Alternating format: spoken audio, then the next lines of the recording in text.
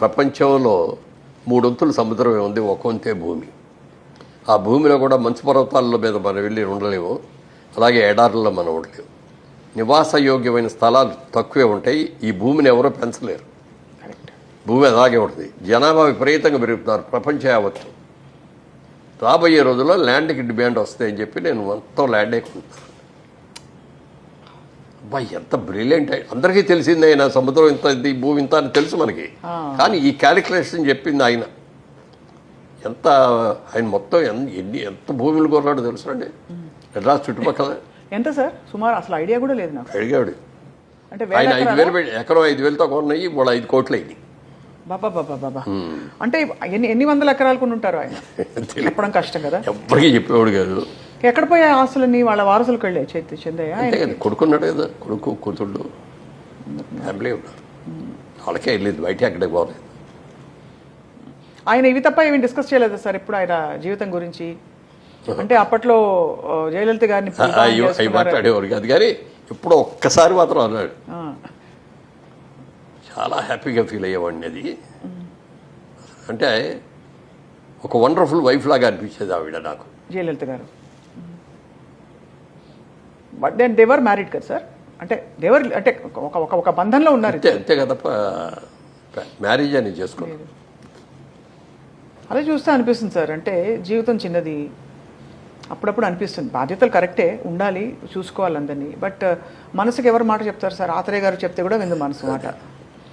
So అది దాన్ని అన్నీ దాటుకుంటూ మీరు కింగ్ సార్ నిజంగా. ఎందుకంటే అన్నిటినీ రెసిస్ట్ చేసి మీరు డిసైడ్ చేసేసుకున్నారు కాబట్టి. అది అప్పుడు ఆ సోమన్ బాబు గారు ఐడియా పెట్టుకొని హీరో వేయట్లేదు, క్యారెక్టర్ రోల్స్ కోసం అని క్యారెక్టర్ రోల్స్ చేస్తా అంటే హీరో ఫాదర్ లాగా లేడండి, బ్రదర్ లాగా ఉన్నాడండి అని అంటే మొదలెట్టారు. నేను ఎక్స్పెక్ట్ చేసిన లెవెల్లో క్యారెక్టర్స్ రాలా. ఇప్పుడు మనం ఇంక దీని మీదే బేస్ అయితే మనం దెబ్బతింటాం, ఉన్నదంతా తిరతా కూర్చుంటే బిజినెస్ చేయాలని ఇప్పుడు హైదరాబాద్ షిఫ్ట్ కూడా అయ్యాం కాబట్టి అప్పుడు సోమన్ బాబు గారు చెప్పిన ఐడియాతో రియల్ ఎస్టేట్లోకి దిగడమే కాకుండా రాణించారు సార్. అసలు హౌ టు రాణించారంటే అందరు కూడా వద్దన్నారు ఇక్కడికి రాగానే. ఇక్కడ అన్ని మోసాలు, గోండాయిజం చాలా ఉంటుందండి. నెక్స్ట్ అదే అడగబోతున్నాను. అమ్మిన పొలాన్ని మళ్ళీ ఇంకోటి ఇవన్నీ డబుల్ రిజిస్ట్రేషన్, 3 రిజిస్ట్రేషన్లు జరుగుతాయండి అన్నాడు. నేను మాత్రం అలా చేయను. ప్రతి వాడికి కూడా నాకు అంటూ ఒక చిన్న ఇల్లు కట్టుకోవాలనే ఆశ ప్రతి ఒక్కడికి ఉంటుంది. ఇల్లు కట్టుకునే డబ్బు లేకపోయినా ఒక స్థలం 100 గజాలు 200 గజాల స్థలమాన్ని కొనుక్కుందాం, డబ్బులు ఉన్నప్పుడు ఇల్లు కట్టుకుందాం అనుకుంటారు. ప్రతి ఒక్కరి ఆశ ఇది. ఈ ఆశని, ఈ కళని నిజం చేసే వ్యాపారం నాది రియల్ ఎస్టేట్ అంటే. అంత నీట్గా దాన్నే దృష్టిలో పెట్టుకొని చేస్తాను. ఎవ్వరు మోసం చేయటం అనేది కానీ, లేకపోతే ఇంకో ల్యాండ్ ఇంకోటి చేయటం కానీ, క్లియర్ ల్యాండ్స్ రైతుల దగ్గర నుంచి కొనుక్కుంటాను, దాన్ని ఇచ్చేస్తాను, దానికి అమ్ముతాను, దాన్ని బాగా బ్రహ్మాండంగా డెవలప్ చేసి అమ్ముతాను అని చెప్పి అట్లా చేశాను. అలాగే చేసాం.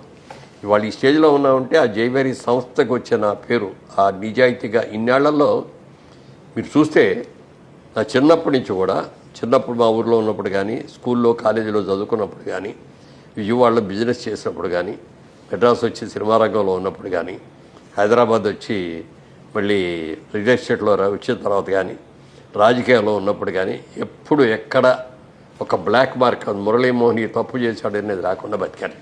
చాలా గొప్ప విషయం సార్. అది పెద్ద, అదే ఒక పద్మవిభూషణ్ కంటే ఎక్కువ అది.